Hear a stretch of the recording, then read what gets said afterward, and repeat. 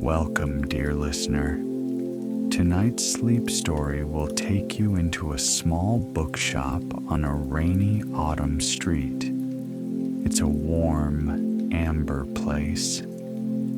A few late evening visitors step in from the rain with quiet worries, and they leave just a little lighter. All through the story, you'll hear steady rain. It taps the windows, softening the night. You don't have to do anything perfectly. You don't have to listen closely. You don't even have to stay awake until the end. This time is just for you. If you drift at any moment, that's perfectly okay. So before we step inside, let's take a few easy breaths. If you like, close your eyes now, or soften your gaze. Breathe in slowly through your nose, and breathe out gently through your mouth. Again, breathe in, and a soft breath out, letting the day soften. Now let your forehead soften. Let your shoulders drop. Let your arms feel heavy. Let your chest rise and fall. Let your belly relax, and let your legs rest into the surface beneath you. Nothing to fix tonight, just this breath and this story, moving at its own calm pace.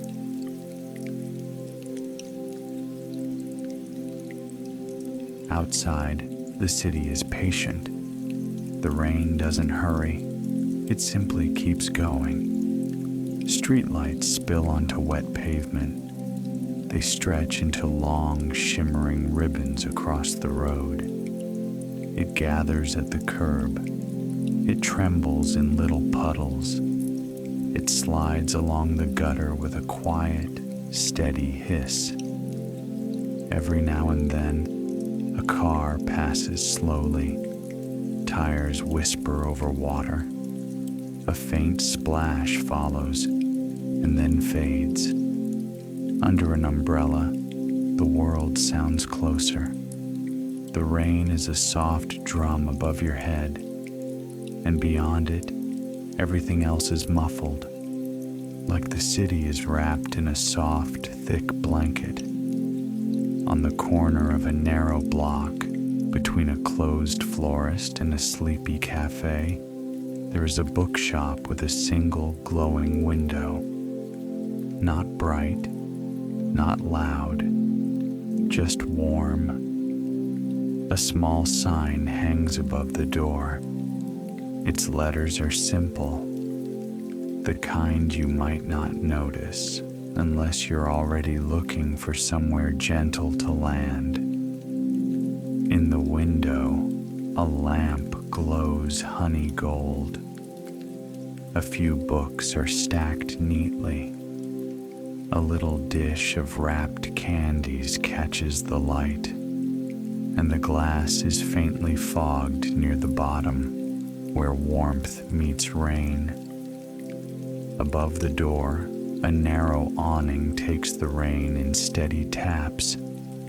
Tap, tap, tap. A soft rhythm, almost like a slow metronome. If you're still awake, you can just follow that sound. You don't need to picture everything. You can let the rain do the imagining for you. Inside the shop, the air is warmer, not hot, just comfortably held.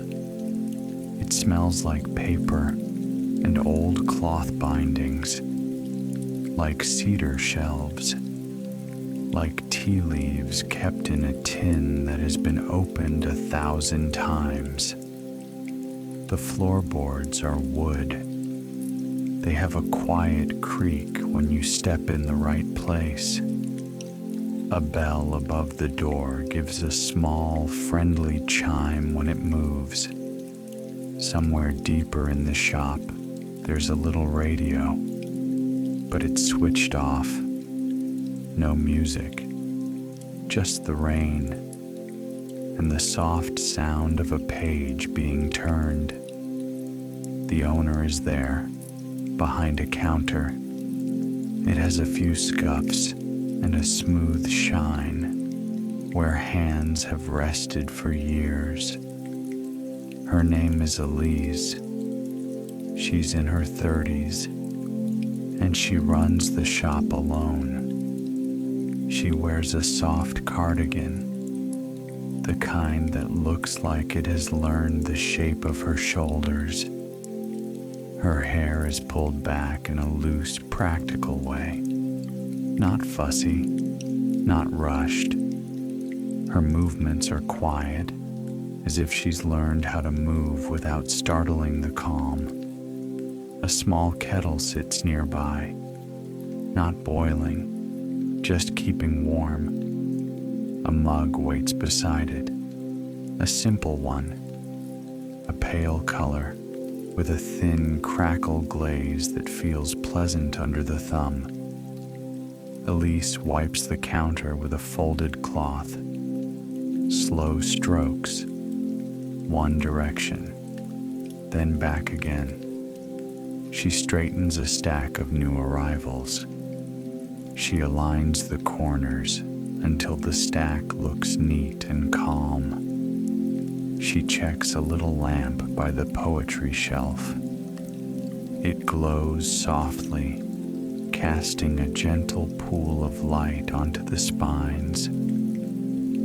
Tonight is late evening, the kind of hour where the day has mostly gone, but sleep hasn't quite arrived. It's a good hour for quiet browsing, for a warm cup, for a story you don't have to finish. Elise likes rainy nights.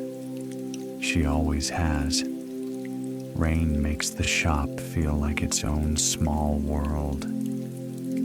A world with borders made of glass and golden light. On nights like this, when the last visitor leaves, she has a habit.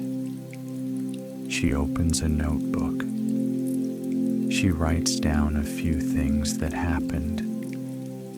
Not big things, just true things.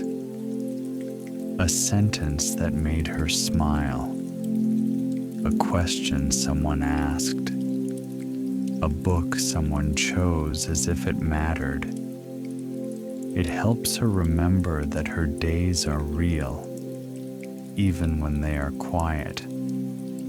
Tonight, she hasn't written yet. The notebook is still closed, tucked under the counter, beside a small jar of sharpened pencils. For now, the shop is simply open, and the rain keeps tapping. The door chimes, a soft bell sound, bright for an instant, then gone. Elise looks up with an easy expression, not forced, not performative, just present. A visitor steps in from the wet street. He pauses on the mat to shake off his umbrella, not dramatically, just a careful little flick so he doesn't splash the shelves. His coat is damp at the shoulders. A few dark beads of rain cling to his hair. He takes a breath, like he's been holding one outside, like the air in here is permission. Elise gives a small smile. "Good evening," she says. Her voice is soft, steady, the kind of voice that doesn't demand anything. "Evening," he answers. He hesitates, then adds, "Sorry, I didn't mean to bring the rain in with me."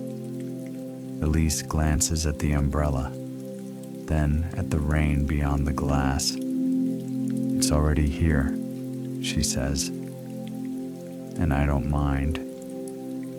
He lets out a quiet breath, almost a laugh, but small. He looks around, taking in the shelves and the warm light and the calm arrangement of everything, as if he's stepping into a place that has been waiting for him to slow down. If your thoughts are still busy, you don't need to chase them. Let them wander like someone browsing shelves. They can pick something up, then set it back down without any urgency. The visitor moves slowly between the tables. He runs his fingertips along the edge of a display of paperbacks, lightly, as if testing the texture of the moment.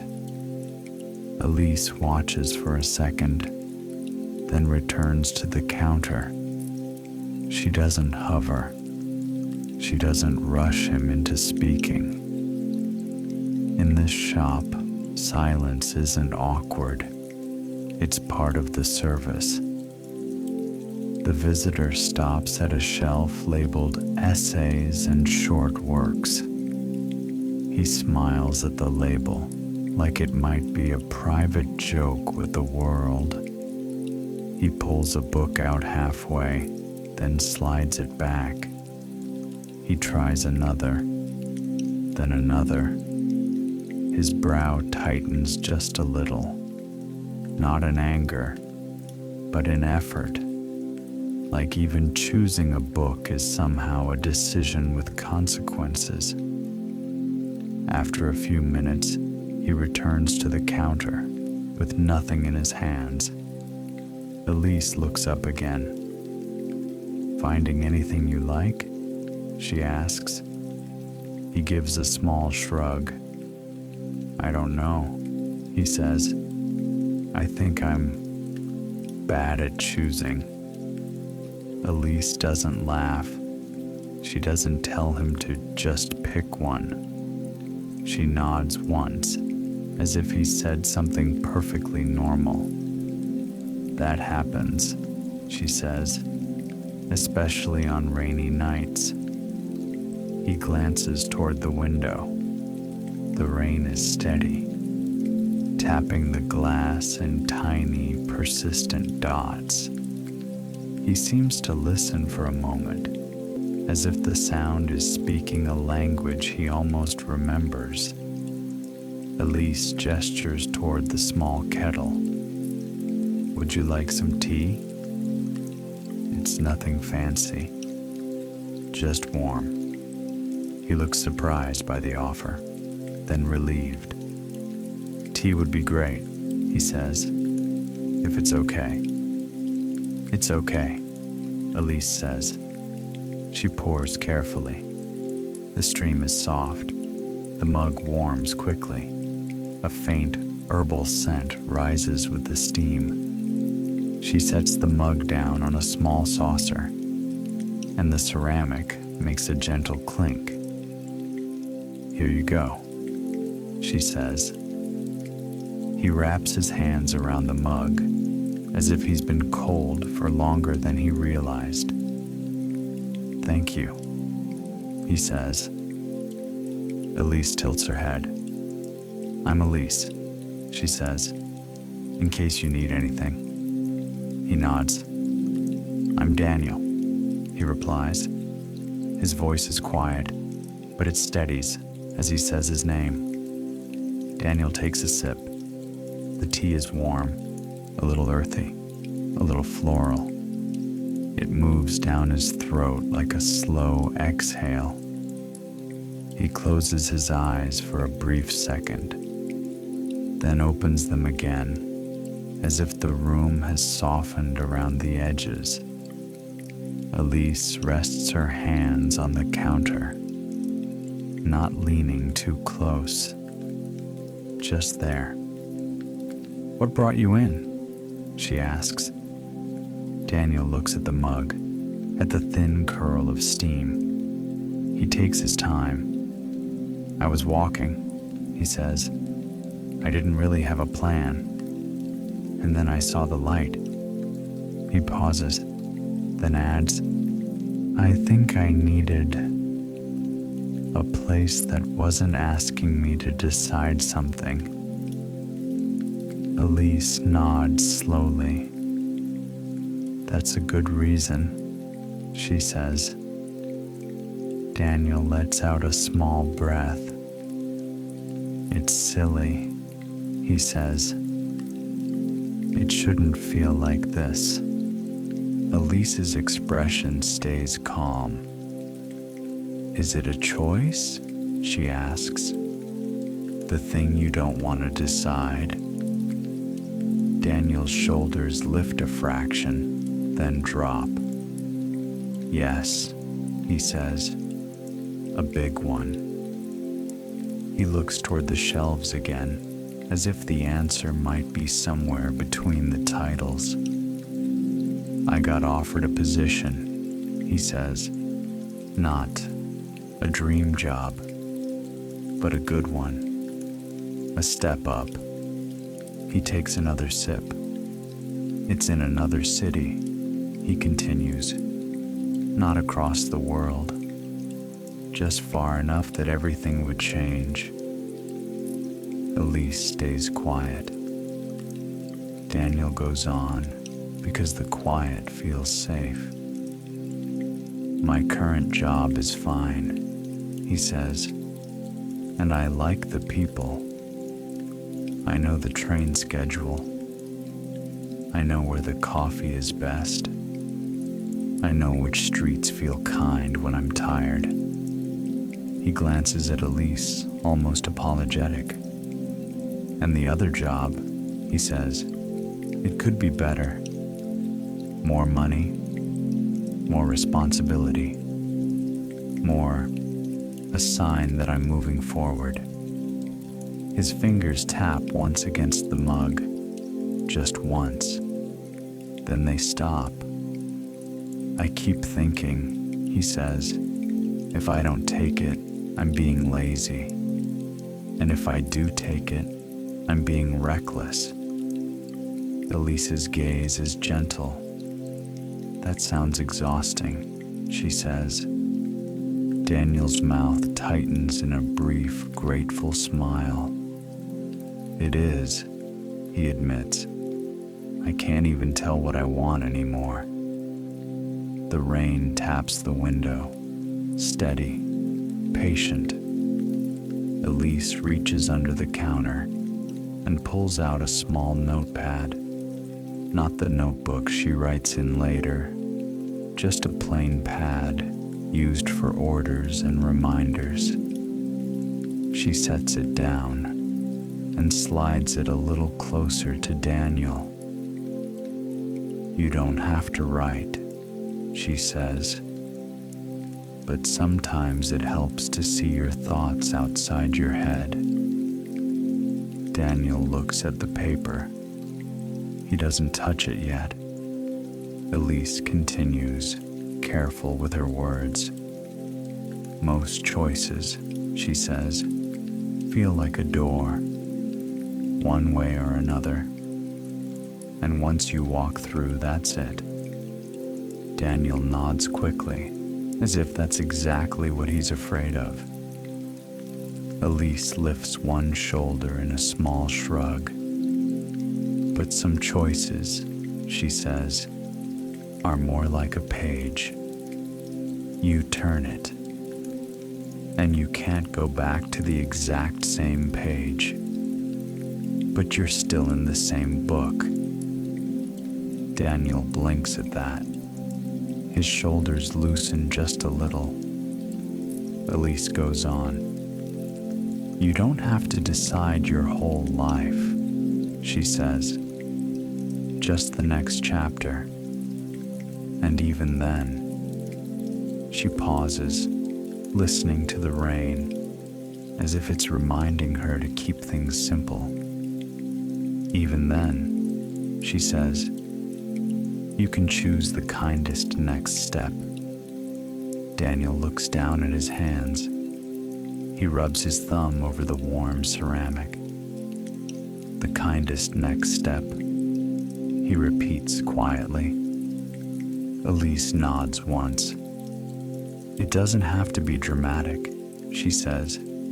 It can be small, like giving yourself one more day before you answer. Daniel exhales slowly, as if that idea alone creates space. I do have a day, he says, before I have to respond.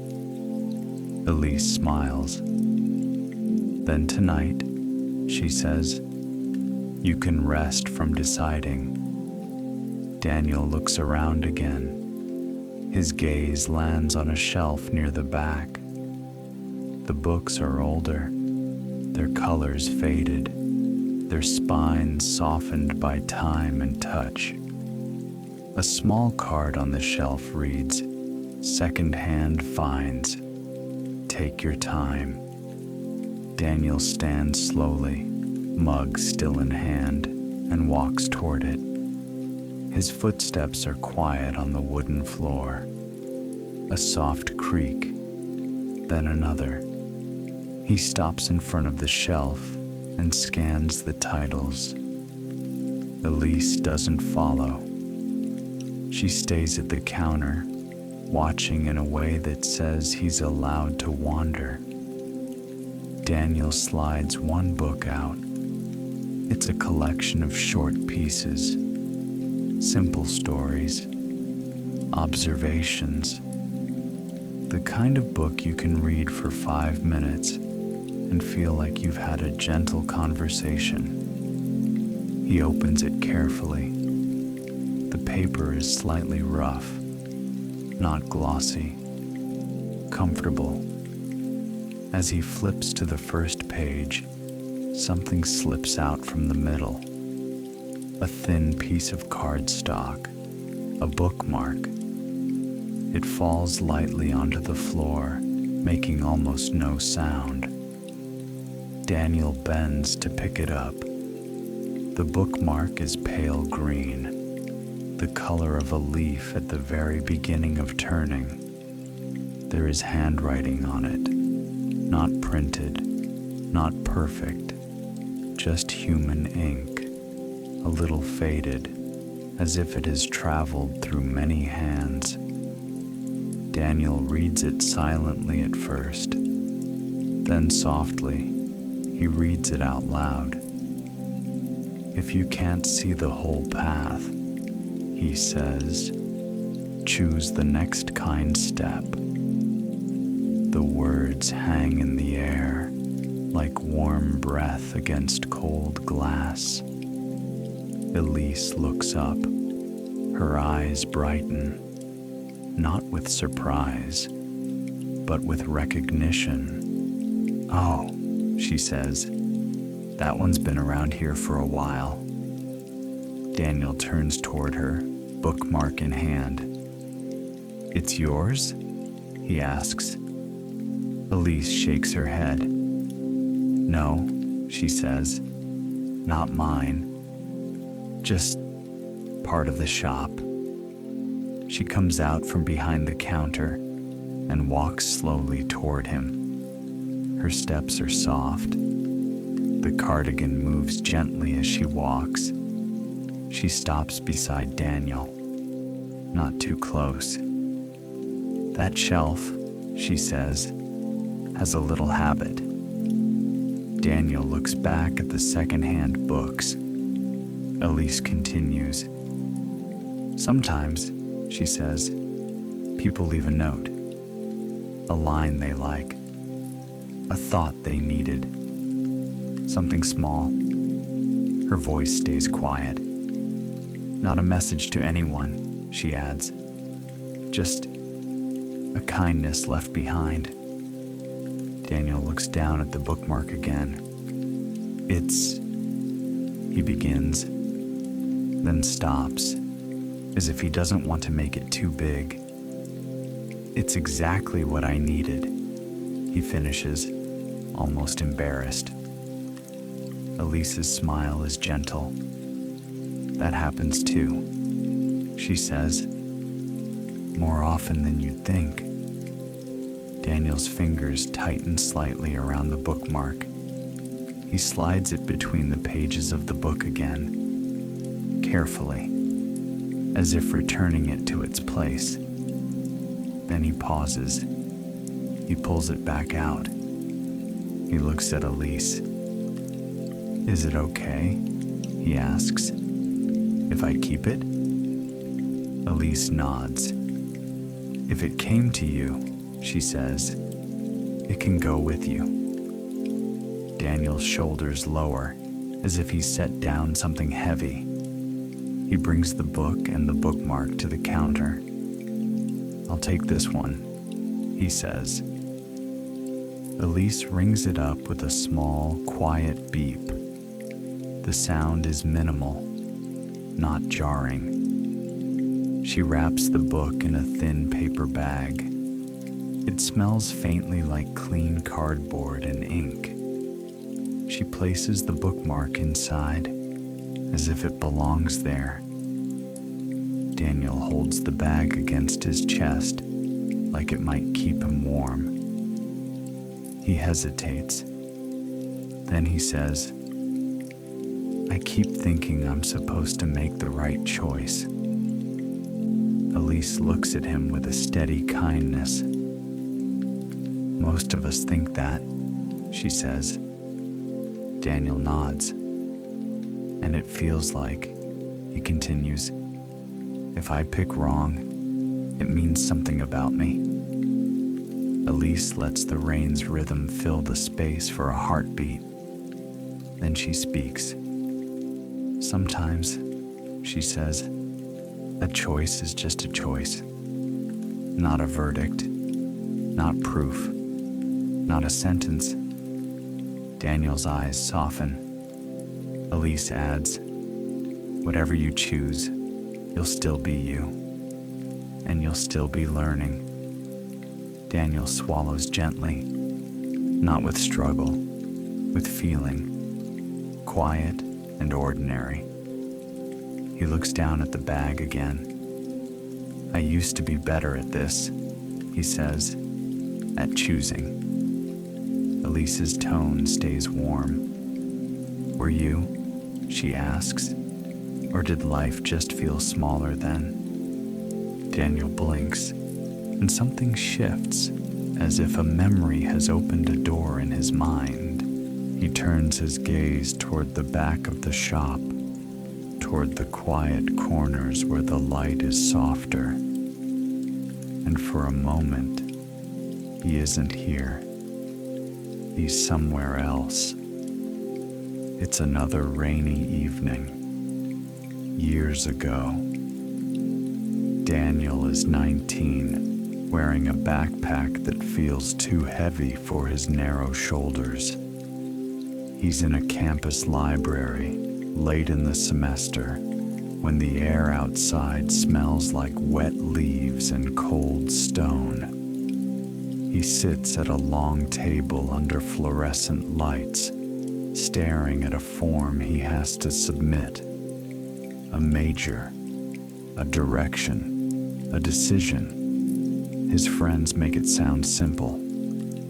Just pick what you like. Just commit. Just go for it. But Daniel's mind keeps running in circles. If he chooses one, he imagines losing the others. If he chooses wrong, he imagines being stuck. His hands are cold. He's been chewing the end of a pen cap without realizing it. Across the room, an older librarian walks by with a cart of books. Not stern, not hurried. She stops near Daniel's table and sets down a paper cup. It's cocoa, warm, simple. Daniel looks up, startled. The librarian smiles like this is nothing. "Long night?" she asks. Daniel nods, a little embarrassed. She gestures to the form. "Big decision?" she asks. Daniel nods again. The librarian doesn't lecture. She doesn't tell him what to do. She just says, sometimes it helps to choose the next step, not the whole staircase. Then she taps the cup lightly, and drink that before it gets cold. And she moves on. Daniel sits there, hands wrapped around Coco, watching the rain streak the windows. He doesn't suddenly know the perfect answer, but he feels less alone inside his head. He fills in the form. He makes a choice. Not perfect, not permanent, just honest for who he is in that moment. And later, as life keeps unfolding, that choice becomes a page turned, not a cage, a chapter. Back in Elise's shop, Daniel takes a slow breath. He looks at Elise again, and his voice is softer. I remember a librarian, he says. She gave me cocoa once. I was stuck over something that felt huge. Elise smiles gently. She sounds wise, she says. Daniel nods. She didn't fix it, he says, but I felt like I could breathe. He looks down at the paper bag, at the quiet weight of a book inside. And this, he says, feels like that. Elise's eyes soften. Good, she says. Then the shop did what it's for. Daniel shifts his grip on the bag. He glances at the window. The rain is still there, steady on the glass, steady on the awning. But it doesn't feel as sharp now. Or maybe Daniel has simply warmed up from the inside. He clears his throat gently, then says, I think I'm going to wait until tomorrow. Elise nods. That sounds kind, she says. Daniel gives a small smile. And I think, he adds, I'm going to write down what actually matters, not what I'm supposed to want.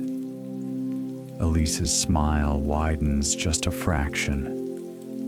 That sounds honest, she says. Daniel takes a breath, as if he's testing the idea in his chest. Then he nods once, firm but calm.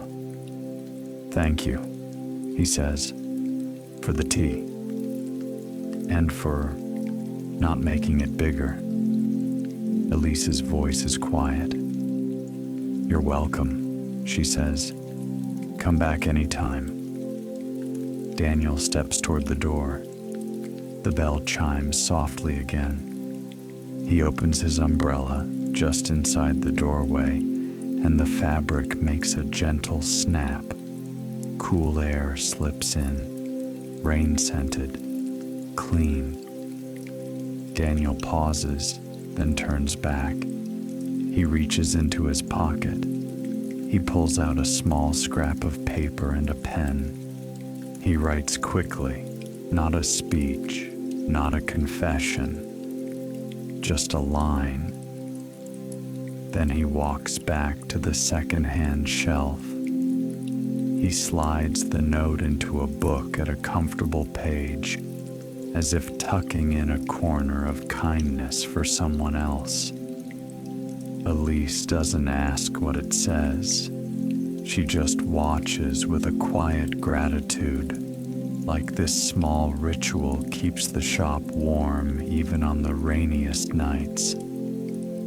Daniel returns to the door. He nods once to Elise, and then he steps out into the steady rain. The umbrella opens over him like a private roof. The streetlights stretch across the wet road. Daniel walks slowly, book tucked close, as if carrying a small, steady flame. If you're getting sleepy now, You can let that be true. You don't have to hold every detail. You can simply rest in the feeling of warmth and the sound of rain. Inside the shop, the bell settles back into stillness. Elise returns to the counter. She rinses Daniel's mug in a small sink behind her. Water runs softly, then stops. She dries the mug with a towel that smells faintly like clean cotton. She sets it upside down on the shelf. The shop feels a touch quieter now, as if it's exhaled after holding someone for a little while. Elise glances toward the back, to the secondhand shelf, where a new note waits inside a book. She doesn't go read it. Not yet. Some things can remain a gentle mystery. She looks out through the warm window. Rain threads down the glass in slow, shining lines. The awning taps steadily. Tap, tap, tap. And somewhere down the block, another set of footsteps splashes lightly through a puddle, coming closer. The door is still. The bell is quiet. But the night isn't over. Not yet. The footsteps outside come and go. A soft splash. A quieter splash. Then nothing. Rain keeps tapping on the awning. Tap, tap, tap. Inside the bookshop, Elise checks the clock. Not with urgency, just with awareness. She straightens one display, then lets her hands rest. The warm light holds steady, and the window keeps breathing fog near the bottom edge, where indoor warmth meets cool rain. The bell chimes again, a clean, small sound. A woman steps inside, shaking out her umbrella with careful restraint. She looks to be in her early 30s. A neat coat, a tidy scarf, shoes damp at the edges. Her eyes are tired, but kind. Not dramatic tired, just lived in. Like she's been carrying a day that asked a lot in small ways. Elise offers the same gentle smile. "Good evening," she says. The visitor nods. "Hi," she replies. "Sorry. I wasn't sure you'd still be open." "I'm open," Elise says. "For a little while longer." The woman exhales, as if that sentence alone helps her shoulders drop. "Thank you," she says. She takes a few steps in, then pauses, as if deciding where to stand. Elise doesn't rush her. Sometimes people need one quiet beat just to arrive. "I'm Elise," she adds, "if you need anything." The woman gives a small smile back. "I'm Priya," she says. She looks around, eyes moving along the shelves as if she's searching for something specific, but not a title, more like a feeling. "I don't usually come in," Priya says. "I pass by sometimes, and I always think I will next time." Elise nods. "Tonight felt like the time," Priya adds, and she half laughs, softly. "Maybe because I didn't want to go straight home to my own thoughts." Elise's expression stays warm. "That's allowed," she says. Priya's mouth softens at the edges, like she's grateful for permission she didn't know she needed. Elise gestures toward the kettle. "Tea?" she offers. Or something warmer. I have a little cocoa too. Priya blinks, surprised.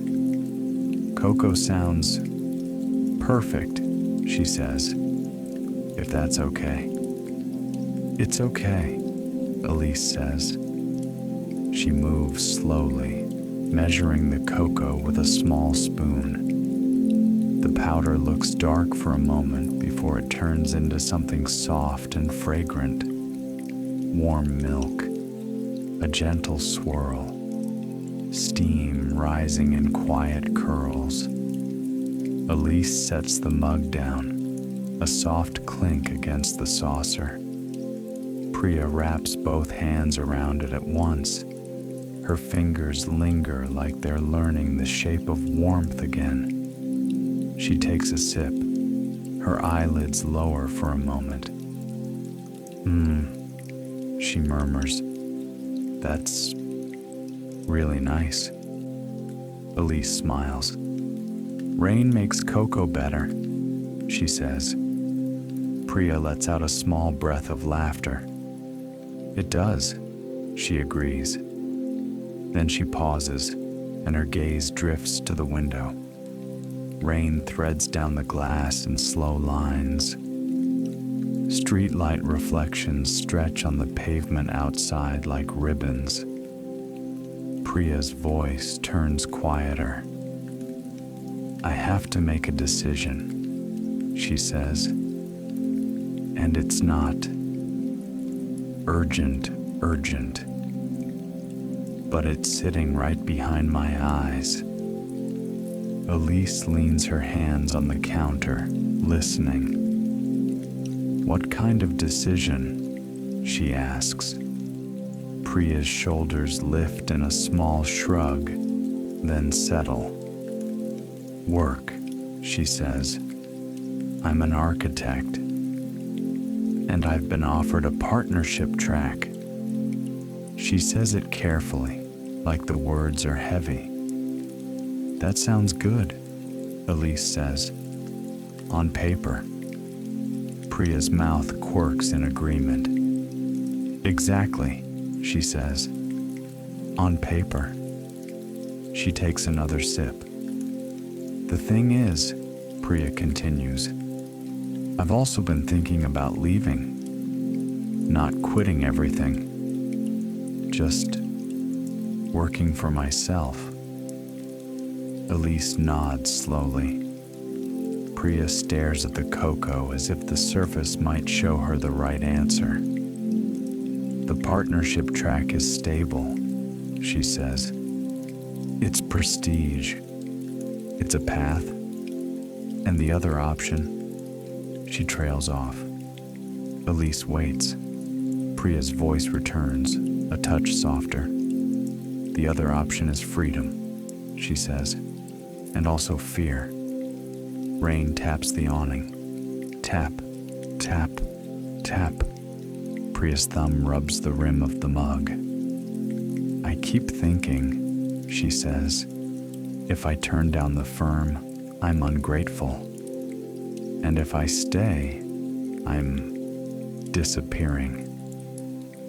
Elise's eyes stay kind. That's a hard pair to hold, she says. Priya nods, relieved to be understood without being corrected.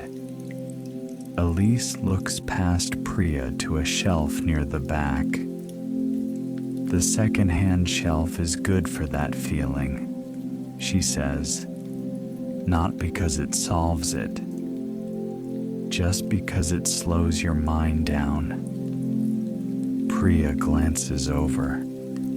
The shelf looks quietly inviting. Older spines, softened covers, pages that have been turned by other hands. Priya stands with her mug and moves toward it one slow step at a time. Her shoes make almost no sound on the wooden floor. A soft creak, then stillness. She scans the titles like she's reading without reading. Her fingers hover. Then choose a thin book of personal essays, another of sketches and small observations about ordinary life. She smiles faintly, as if she's found something that matches her mood. She pulls one out. A folded slip of paper falls from the pages. It flutters down like a soft leaf. Priya bends and picks it up. She reads it. Her brow loosens almost immediately. She turns and looks at Elise. "Is this something you do?" she asks, holding up the slip. Elise shakes her head gently. "No," she says. "People leave them. Sometimes, if they feel like it." Priya looks down again and reads the note out loud, quietly. "If the choice feels heavy," she says, "make the next step light." She pauses. Then she smiles, small and real. "That's," she begins, and she can't quite finish. Elise's voice is soft. "Was it helpful?" she asks. Priya nods once. "It's not telling me what to do," Priya says. "It's just changing how I'm holding it." Elise nods. Priya slides the note back into the book carefully, like returning something to its nest. Then she hesitates. She looks around the shop, as if noticing details she hadn't noticed earlier. The lamp glow, the quiet order, the rain's steady hush. She returns to the counter with one book. "I'll take this," she says. "And could I buy a blank notebook too?" Elise's eyes brighten. "Of course," she says. She reaches under the counter and pulls out a small stack of simple notebooks. Soft covers, thick paper, no lines that demand perfection. Priya touches one, then chooses a deep green cover, like the bookmark Daniel found earlier. Elise rings them up with a quiet beep. Then she wraps the book in a paper bag that smells faintly of ink and cardboard. She places the notebook beside it. Priya holds both, then pauses. "Can I ask you something?" she says. Elise nods. Priya's voice is careful. "How do you make choices?" she asks, "when both options feel like they'll cost you?" Elise doesn't rush. She glances toward the rain, as if the weather is a friend she consults. Then she speaks. "I try not to ask," she says, "which choice makes me impressive. I try to ask, which choice lets me stay kind?" Priya listens closely. Elise adds, "Kind to others, and kind to myself." Priya swallows gently. She nods, like something in her has unclenched. "I can do that," she says. "I can at least ask that question." Elise smiles. "That's enough for tonight," she says. Priya's face softens. She looks down at the green notebook. And then, as if she's remembering something from long ago, her gaze goes distant. Priya is 21. She's in a studio classroom late at night, drafting tables, blue-white lights, paper scraps everywhere. Outside the windows, rain taps steadily, and the whole building feels like a ship floating in dark water. Priya is staring at a design board she hates. Everything feels wrong, too sharp, too forced, too much trying to prove she belongs. Her professor, an older woman with tired eyes and gentle hands, walks past. She stops. She looks. Priya braces for criticism, but the professor doesn't critique first. She points to one corner of the board where Priya has drawn a small, quiet courtyard, a simple shape, a space for breath. That, the professor says, feels like you. Priya blinks. The professor continues, build from the kind part, not from the loud part. Then she sets down a cup of tea beside Priya's elbow. Drink, she says. Your brain is tired. And she walks away. Priya sits there with the tea warming her hands, and she redraws the design. Not perfect, but kinder, more honest, and the whole board starts to breathe. Back in the bookshop, Priya exhales slowly. She looks at Elise and gives a small smile. Thank you, she says, for the cocoa. And for the question. Elise nods. Come back, she says, even if you don't buy anything. Priya's smile widens just a fraction. I might, she says. I think I will. She turns toward the door. The bell gives its small chime. Cool air slips in, rain-scented, clean. Priya opens her umbrella with a soft snap. Then she pauses and looks back. She reaches into her bag and takes out a pen. She opens the green notebook to the first page. She writes one sentence. Not a plan, not a promise, just a gentle anchor. Then she tears the page out, folds it once, and walks to the secondhand shelf. She slides it into a book, like tucking in a small candle for someone else to find. Then she returns to the door and steps out into the steady rain. Her umbrella becomes a small, moving roof under the streetlights, and the bookshop window holds its warm glow behind her. If you're feeling drowsy now, you can let that happen. You don't need to follow every conversation. You can simply rest in the rhythm of rain and the softness of light. Elise watches until the umbrella disappears down the block. Then she turns back to the counter. She rinses the cocoa mug in warm water. The tap runs softly, then stops. She dries the mug with a clean towel that smells like cotton. She sets it away. Her hands move in an unhurried routine, as if each small task smooths the air. Outside, the rain doesn't change. Inside, the quiet grows deeper.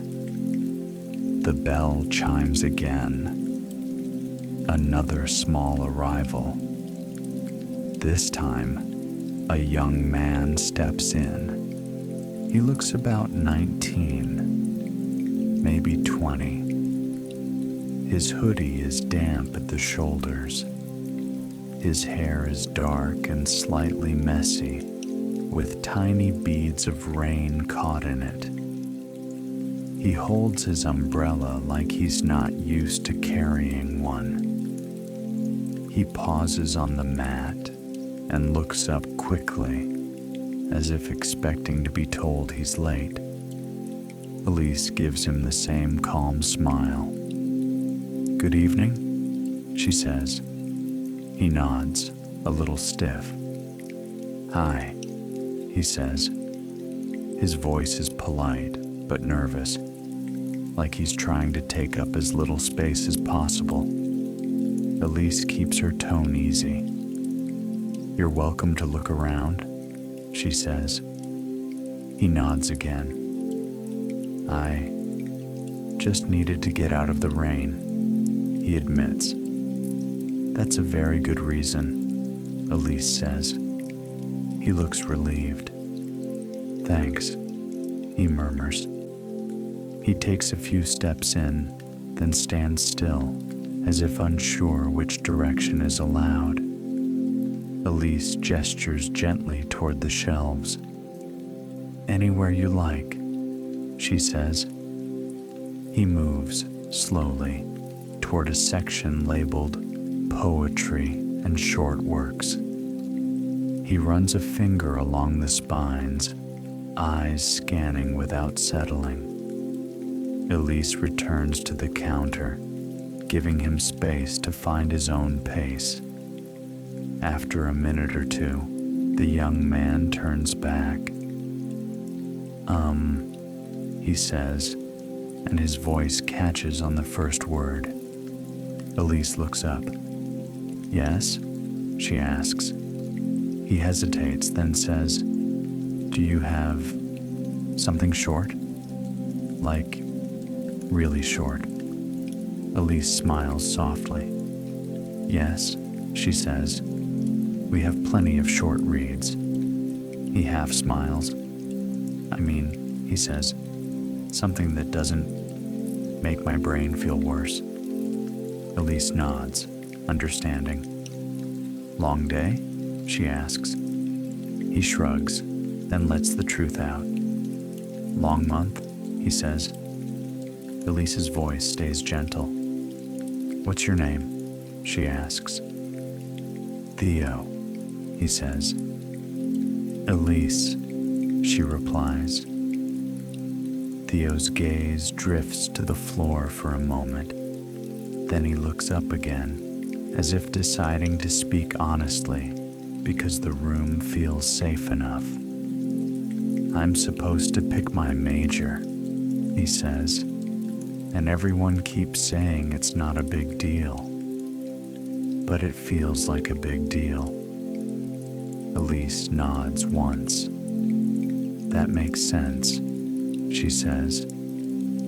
Theo rubs his palms against his jeans, a small nervous motion. "I have too many interests," he says, "and none of them feel confident." Elise doesn't correct him. She simply asks, "Do you like stories?" Theo blinks. "Yes," he says. "I think so. I do. But I'm not sure that helps." Elise reaches under the counter and pulls out a slim book. Soft cover, simple design. "It might," she says. "This is a collection of very short pieces. Some are a page. Some are half a page." Theo's shoulders drop a fraction. "That sounds good," he says. Elise places it on the counter. Theo steps closer. He picks it up, careful with it, as if books are fragile in a sacred way. He flips it open. The paper is smooth, with a slight texture that catches the light. He reads a line silently, then another. His mouth softens. "It's quiet," he says. Elise nods. "Quiet is useful," she says. Theo keeps reading. He turns one page, then another. His breathing slows without him noticing. After a moment, he looks up again. "Can I Sit? He asks, gesturing toward a small chair by the window. Of course, Elise says. Theo carries the book to the chair and sits carefully. The chair creaks once, then settles. He leans back, still holding the book. Outside the window, rain slides down the glass in thin, shimmering threads.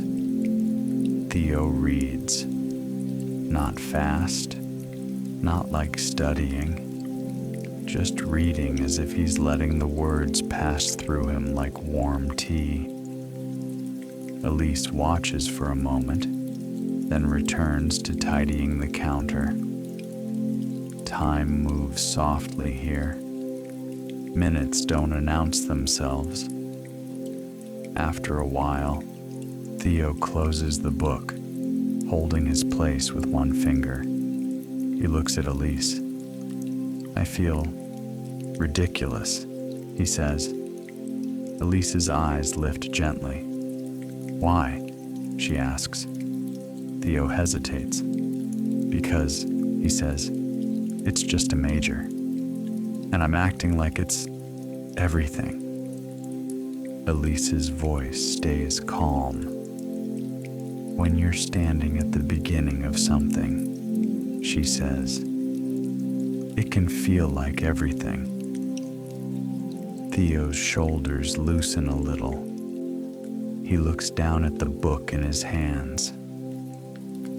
I keep thinking I should pick the smartest option, he says, and then I think I should pick the safest option. And then I think I should pick the one that makes me happy.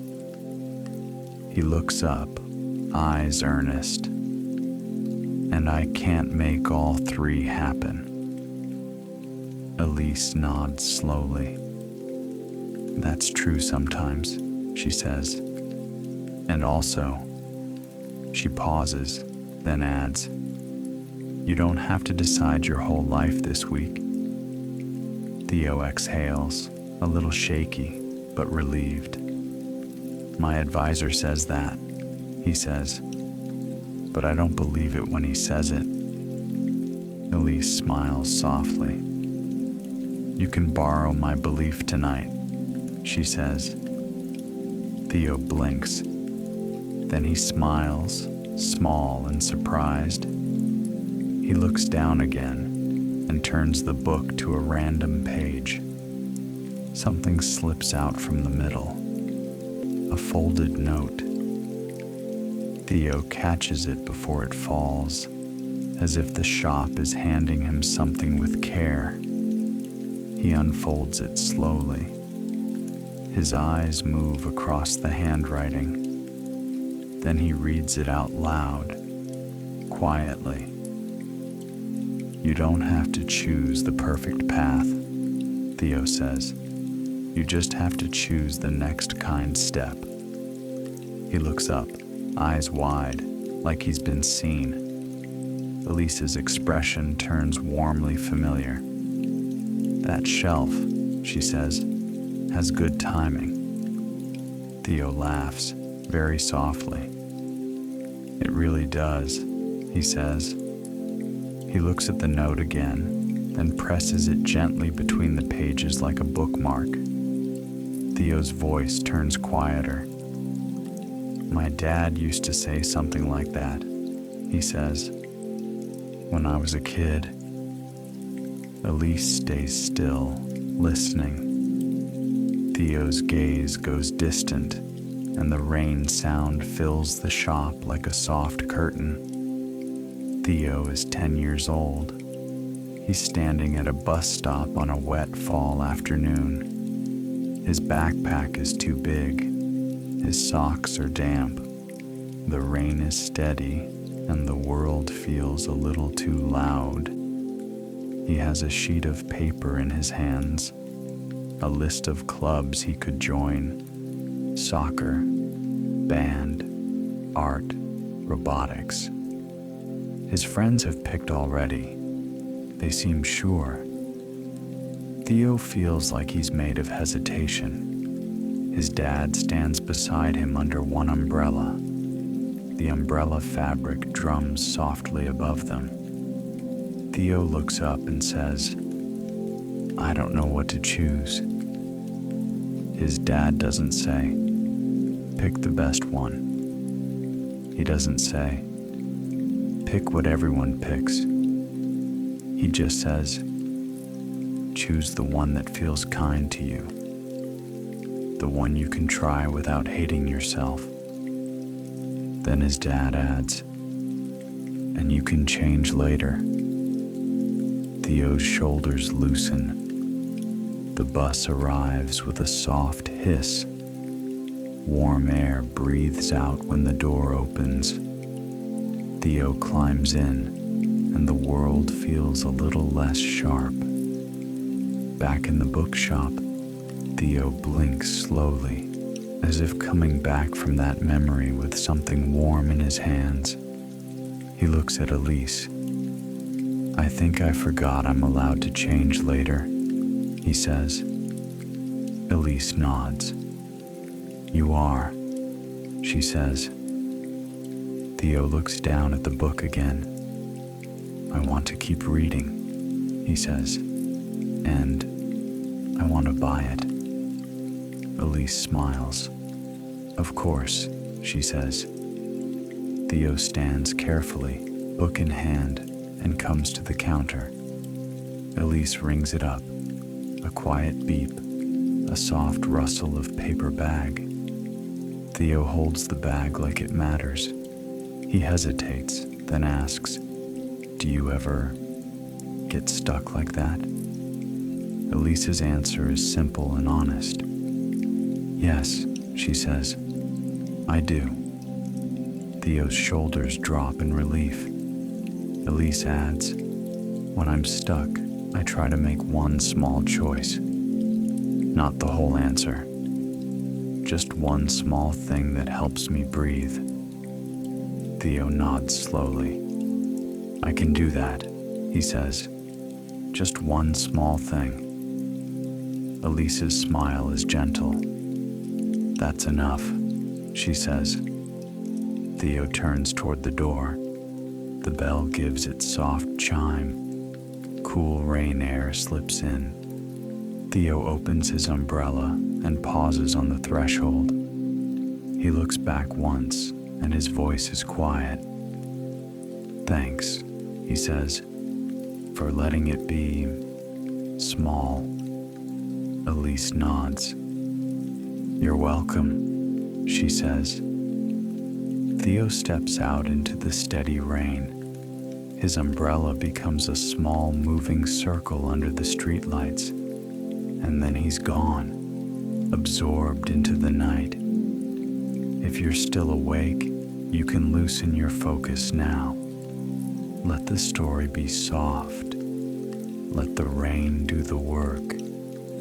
If sleep is near, you can let it come. Elise stands behind the counter again. The shop is quieter now, in that deep way that comes after a few honest conversations. She wipes the counter with a folded cloth. One slow pass, then another. Outside, the rain keeps tapping. Inside, the light keeps glowing. And somewhere, between the shelves, two new notes rest inside old books, waiting patiently for the next set of hands. The bell chimes again. This time, the visitor moves slowly. A woman in her 60s, maybe early 70s. A calm face, a careful posture. She wears a long raincoat with a soft sheen from the wet. Her umbrella is small, folded neatly, as if she's had practice being considerate in narrow spaces. She steps in and pauses. Her eyes lift toward the warm lights, and her shoulders drop like she's coming home to a familiar kind of quiet. Elise smiles. "Good evening," she says. The woman returns the smile. "Good evening," she replies. "I hope I'm not too late." "You're not," Elise says. The woman nods, then looks around with a gentle kind of longing. "I used to come to bookshops like this," she says, "when I was younger. And lately, I keep thinking I should again." Elise's voice is soft. "I'm glad you did," she says. The woman steps further in. Her shoes make a quiet, damp sound against the mat. She lifts her umbrella slightly, as if checking she hasn't brought in too much water. Then she looks up, and her expression is a little shy. "My name is Margaret," she says. Elise replies. Margaret nods, then says, "I don't need anything. I just needed somewhere to be for a little while." Elise understands. "Would you like tea?" she asks. Margaret's eyes brighten. "If you have something mild," she says. "Nothing too strong."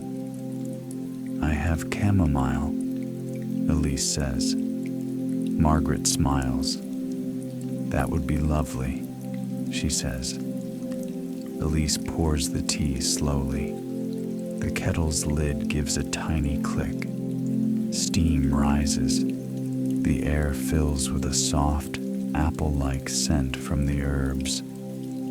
Elise sets the cup down. Margaret wraps her hands around it, and her fingers look grateful for the warmth.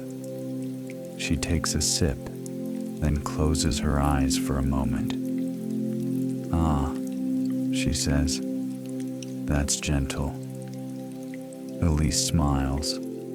Margaret looks toward the shelves, then back at Elise. "I have to make a decision," she says, "and I've been circling it for months." Elise's voice remains calm. "What kind of decision?" she asks. Margaret's gaze drops to the tea. "It's about moving," she says. "My home is a bit too big now." Elise doesn't ask why, doesn't pry. Margaret continues on her own. "I've lived there a long time," she says, "and it's full of things. Not just furniture. Memories, routines, little marks of ordinary life." Her thumb strokes the mug's handle in a slow circle. "I've found a smaller apartment," she says. "Bright windows, a building with an elevator, a place that would be easier." She looks up, and her eyes are steady but tender. "But choosing it feels like closing a door," she says. Elise nods slowly. "That makes sense," she says. Margaret exhales. "I tell myself it's practical," she says. And it is. But it feels like I'm leaving behind a version of myself. Elise rests her hands on the counter. "Would you like to walk around?" she asks. Sometimes the shelves help when the mind gets tight. Margaret smiles faintly. "Yes," she says. "I think I'd like that." She takes her tea and moves slowly between the aisles. Her footsteps are soft. She pauses at the travel section, then the cooking section, then the small table of used books. Her eyes linger there. Secondhand finds, a gentle mess of stories that have lived in someone else's hands. Margaret sets her tea carefully on the table edge and picks up a book, a novel with a worn spine. She opens it, and the pages fan softly. Something falls out, a folded note tucked between chapters. Margaret picks it up with careful fingers and unfolds it slowly. She reads silently, then quietly out loud. "Keep what you love," she says. "Let the rest become light." Her voice catches just slightly, not with pain, but with recognition. Elise looks over from the counter. Margaret turns her head. "These notes," she says, "they're very kind." Elise nods.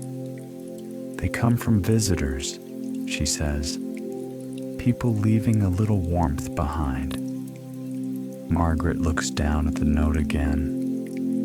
She slips it back into the book as if returning it to the place it belongs. Then she keeps browsing. She chooses another book, then another, until she has a small stack. Not a heavy stack, just enough to feel like a companion.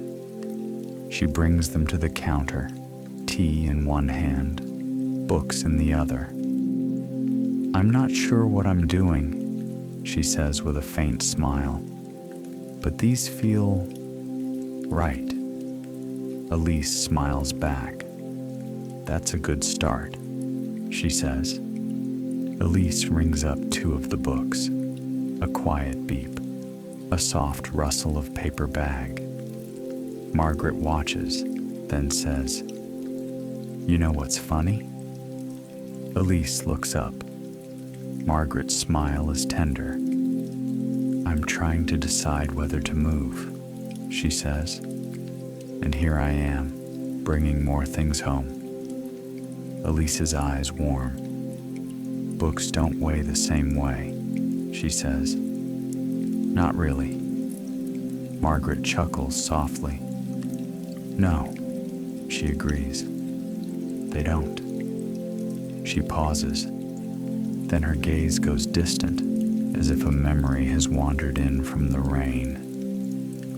Margaret is 25. It's a Saturday afternoon.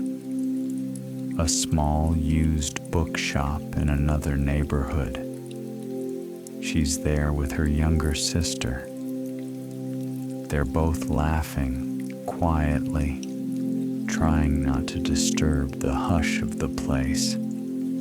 They find a cookbook with handwritten notes in the margins. "Add more cinnamon," one note says. Margaret's sister giggles. They buy the cookbook, and on the way home, they stop for bread still warm in a paper bag. They eat a corner before they reach the door, burning their fingers and laughing anyway. Later, at home, they try the recipe. It isn't perfect. The cake rises unevenly. The frosting is messy, but the kitchen smells like cinnamon and sugar, and the whole evening feels like a small holiday. Margaret remembers that not because the cake was good, but because the day was kind. Back in Elise's shop, Margaret smiles to herself. She looks at Elise. "I think," she says, "I've been telling myself that moving means losing." Elise listens. Margaret continues, voice soft. "But maybe," she says, "it could also mean choosing what I keep, choosing what matters." Elise nods. "That sounds true." she says. Margaret's eyes brighten with quiet relief. I can't take every object, she says, but I can take the parts that feel like home. Elise's smile is gentle. Yes, she says, and home can be a small space. It can be a cup of tea. It can be a shelf of books. Margaret exhales, slow and long. I've been afraid to disappoint someone, she admits. Elise's voice stays calm. Who? She asks softly.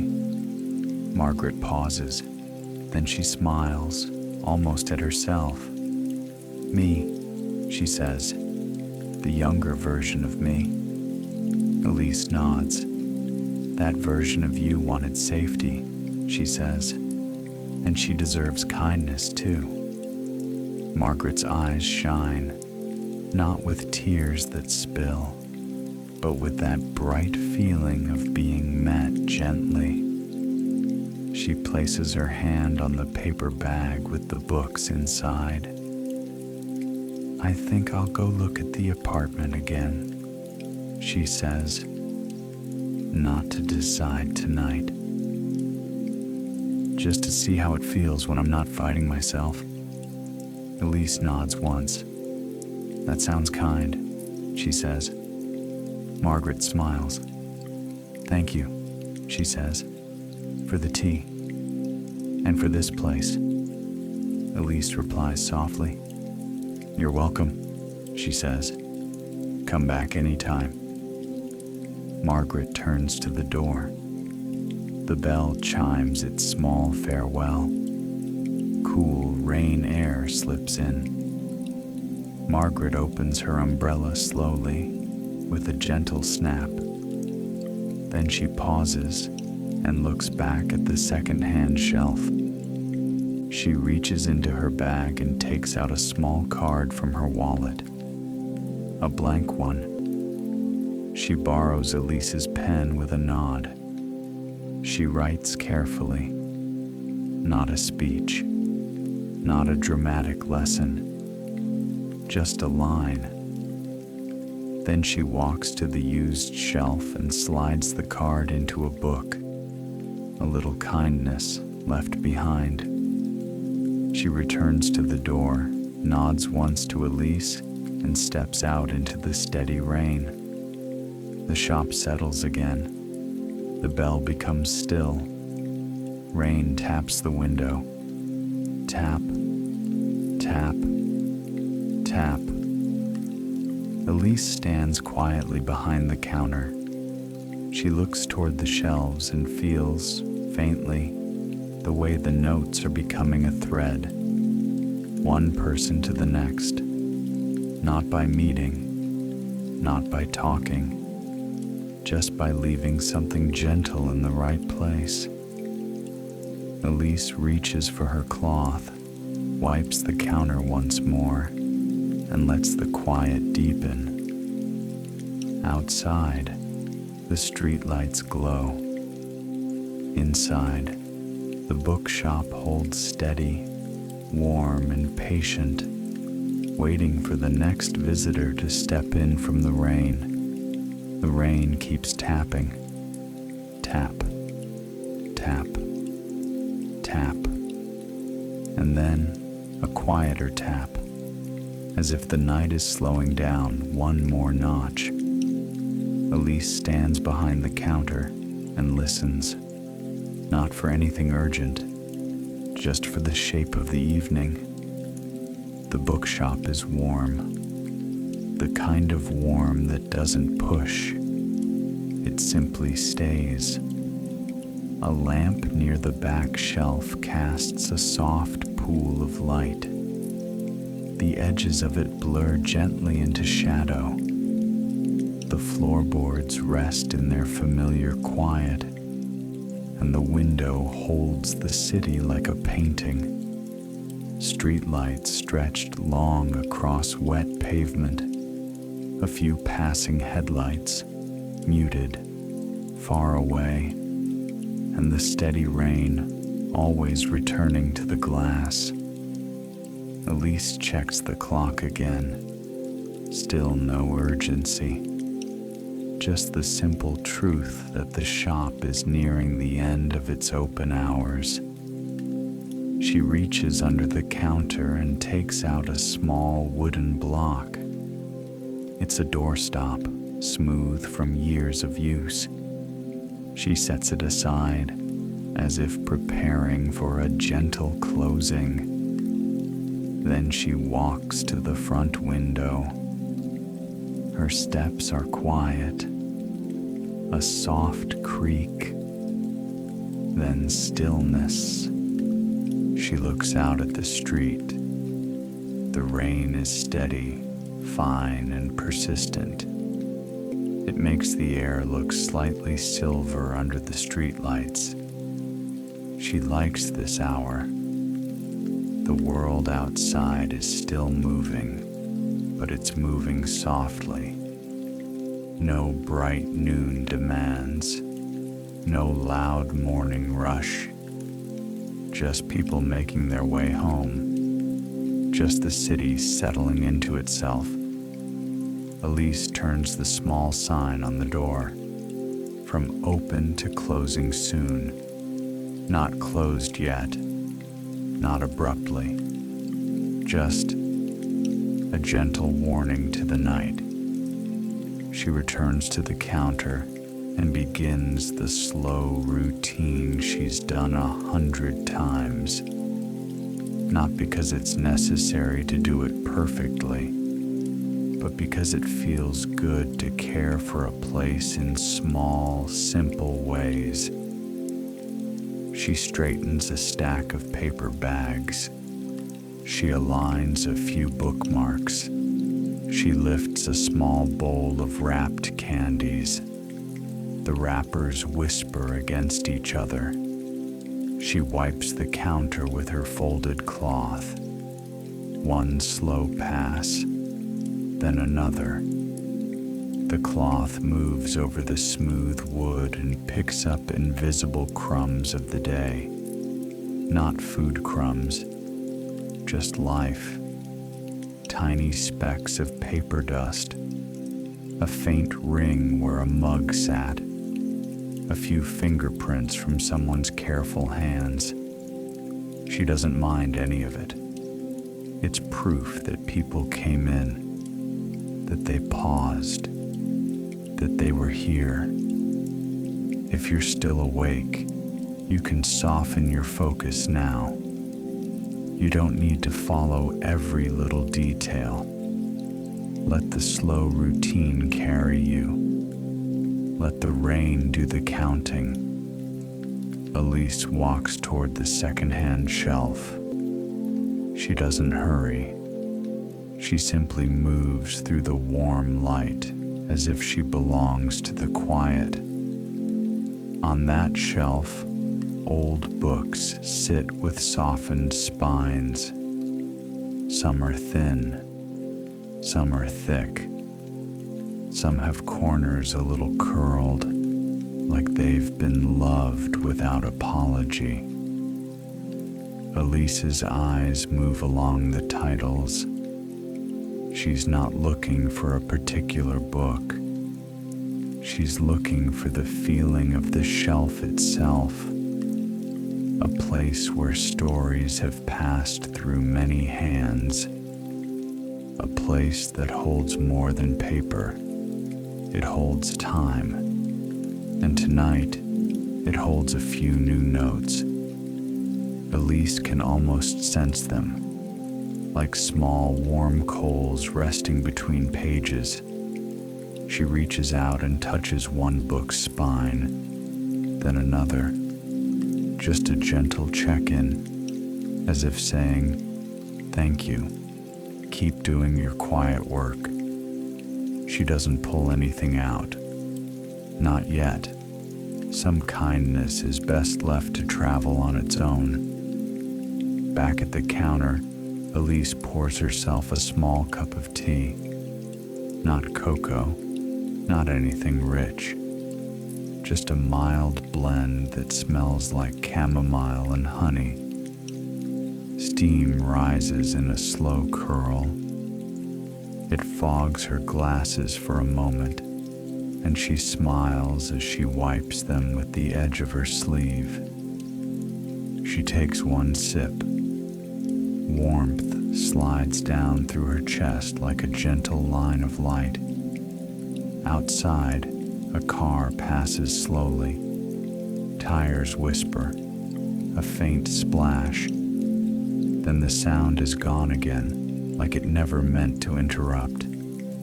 The bell above the door stays still. No more visitors, just the rain and the bookshop and Elise. She lifts her notebook from beneath the counter. This one is hers. Not for sales, not for inventory, for remembering. The cover is soft, slightly worn at the corners. It opens easily to the next blank page, like it knows what to do. Elise picks up a pencil. The lead is sharpened, and when she writes, it makes that faint sound of graphite on paper. A soft hush, almost like the rain in miniature. She writes the date, not with flourish, just simply. Then she pauses. Her eyes drift to the window, to the rain lines sliding down the glass. She takes a breath and begins. Tonight, she writes, someone came in carrying a decision. Another came in carrying a different kind of decision. And another, and another. Different ages, different lives, but the same tired feeling behind their eyes. The same wish to stop being judged by their own thoughts. Elise writes their names: Daniel, Priya, Theo, Margaret. Just the names, just enough. She writes a small detail for each one. Daniel's hands around the tea mug, warming slowly. Priya's deep green notebook, chosen with care. Theo's quiet laugh, surprised by gentleness.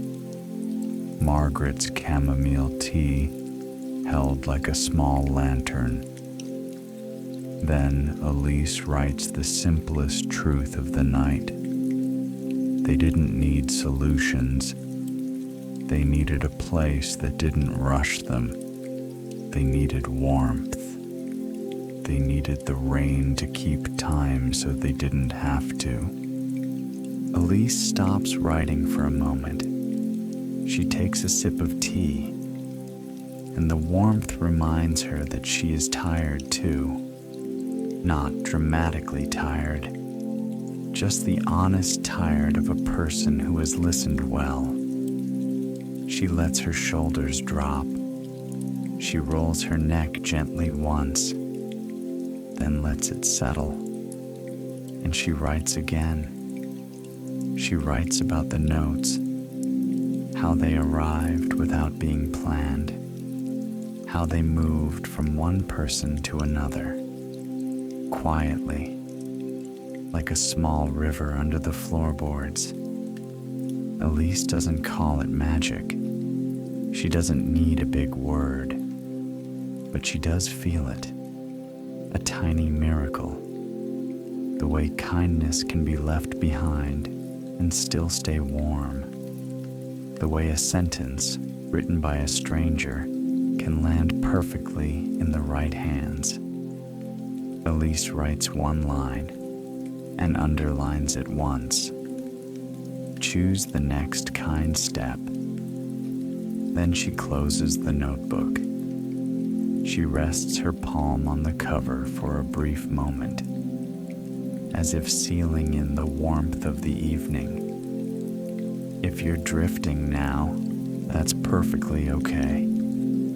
You can let the story blur at the edges. You can rest in the sound of rain. Nothing needs your effort. Elise stands and begins closing in the slowest way. First, she walks to the door and flips the sign. Closed. The letters are small. The message is calm. Then she locks the door with a quiet click. Not a harsh sound, just final enough to let the shop exhale. She turns down one lamp. The shop becomes slightly dimmer. Not dark, still warm, just more intimate. The shadows grow softer. The secondhand shelf looks like a gentle cave of stories. The counter looks like a small island in a sea of books. Elise moves through the last tasks. She counts the register. Bills whisper.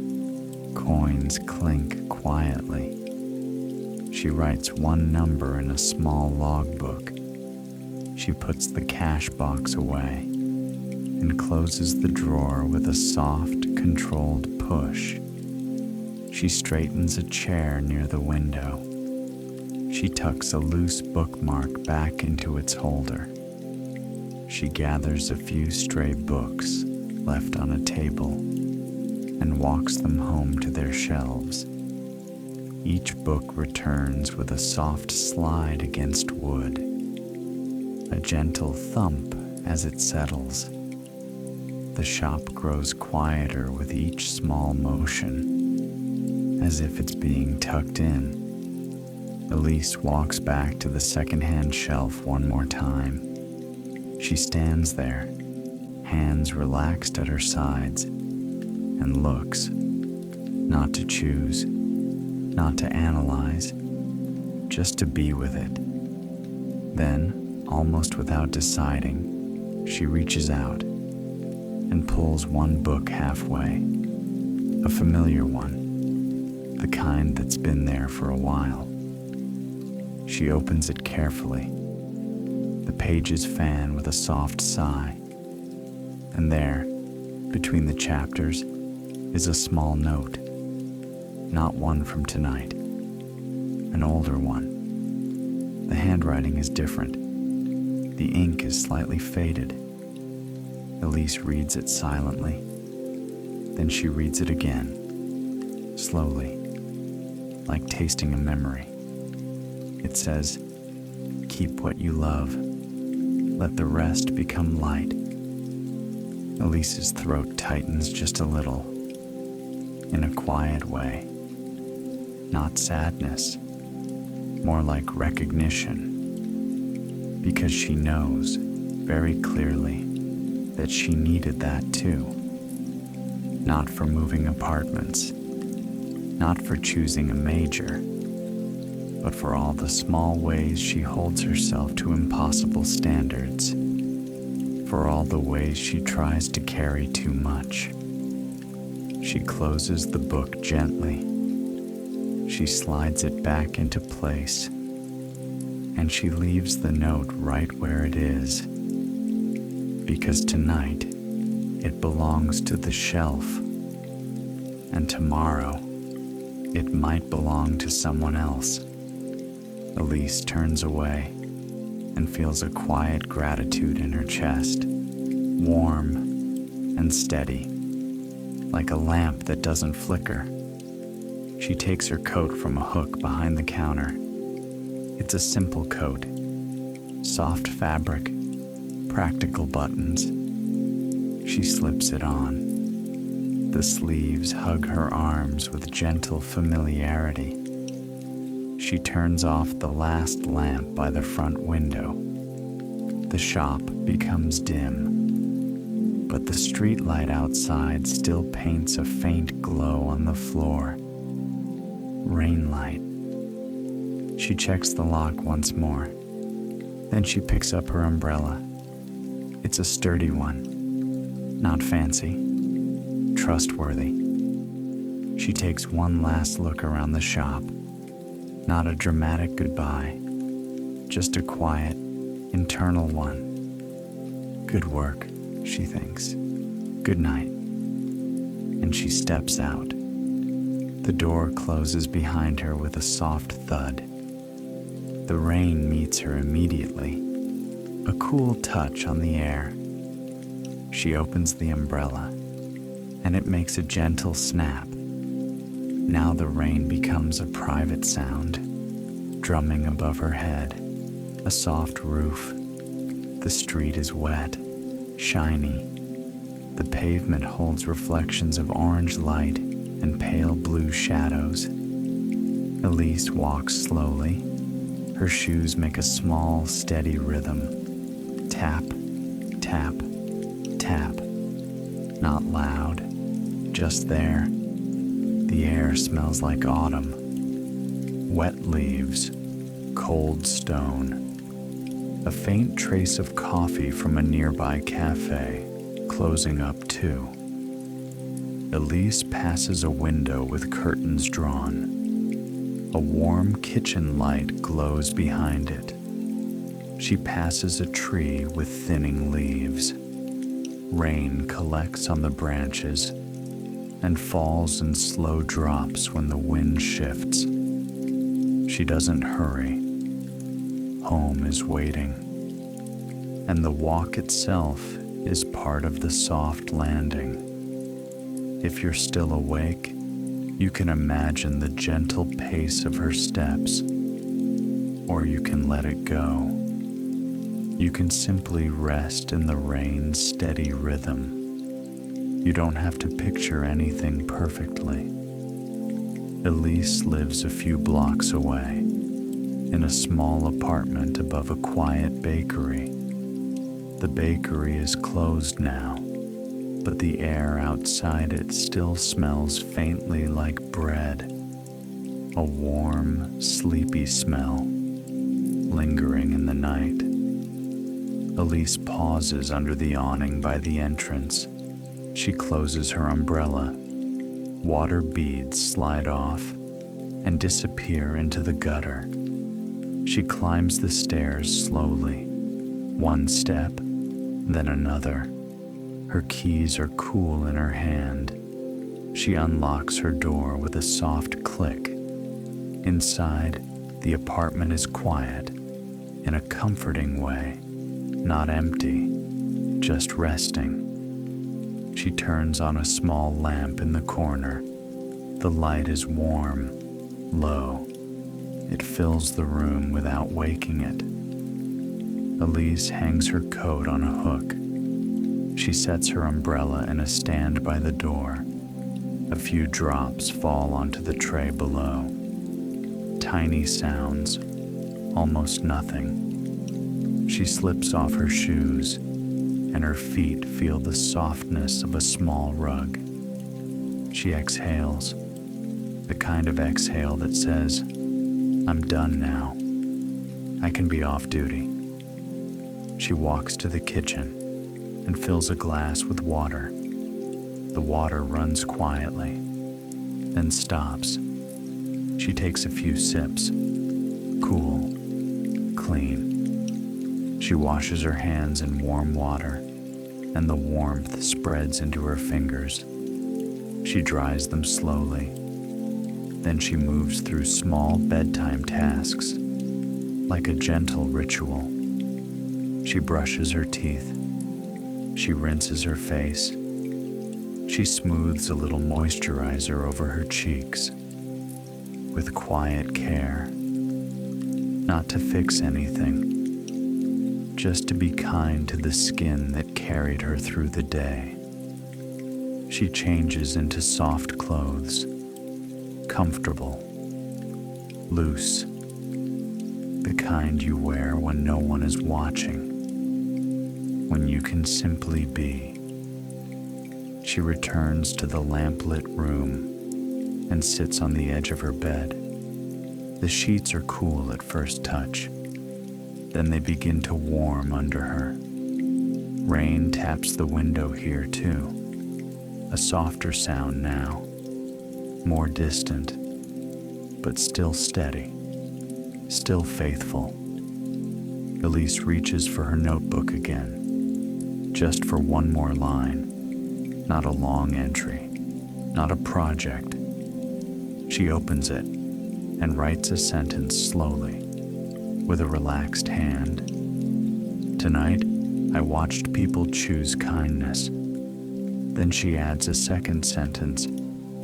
I will try to do the same. She closes the notebook and places it on her bedside table. It sits there like a quiet companion. She turns off the lamp. The room becomes dark, but not empty. Rain remains, the city remains, and the bed holds her gently. Elise lies down. She lets her head sink into the pillow. Her shoulders melt into the mattress. Her hands rest where they fall. She takes one slow breath in and one slow breath out. Nothing fancy, just the body remembering how to let go. And now, dear listener, you can let yourself do the same. You have made it through another day. Maybe it was full. Maybe it was messy. Maybe it was quiet in ways that still felt heavy. But you are here now. And you don't have to solve a single thing tonight. You don't have to pick the perfect path. You don't have to replay every conversation. You don't have to rewrite the choices you made. If there is a decision waiting for you, it can wait a little longer. It can sit quietly on a shelf somewhere, like a book you'll return to when you have more light. For now, you only need the next kind step. And the next kind step might be rest. It might be softness. It might be letting your jaw unclench. It might be letting your shoulders drop. It might be letting the bed do its job. You can keep what you love. You can let the rest become light, just for tonight. You can allow yourself to be unfinished, to be in progress, to be human. The rain outside doesn't ask you to be perfect. It simply falls, steady, patient, and you can be patient with yourself too.